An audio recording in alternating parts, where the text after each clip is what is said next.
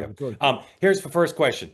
I'm giving it to you as a binary, and if you want to reject it as a binary choice, you can. But is Donald Trump's two presidential victories more based on a reaction to Obama and Biden, or more based on positive feelings about Trump? Well, he was elected by a bunch of American citizens, myself among them, who didn't like what was happening to the country.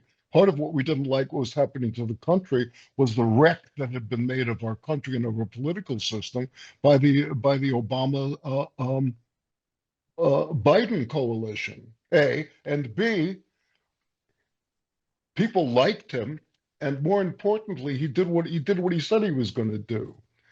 And he did it as a builder. He did it as in show business, and people said, okay. And he was brave. You know, we thought he was brave when he went into the black community and said, "What do you got to lose?" Right? And we knew he was brave when he got shot in the head and he stood up and he said, "Fight, fight, fight."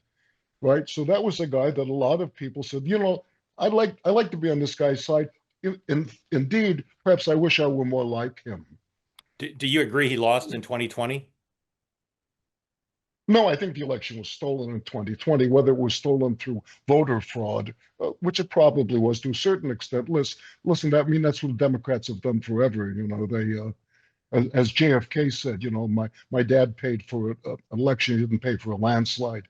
And it was certainly stolen through a suppression of information on the part of the government and their tools in the media. In fact, Zuckerberg said that himself. He said the FBI pressured him not to release information about the laptop. But so what? You know, as it says in Balaam in the Torah, you know, this guy intended it for ill, and God intended it for good.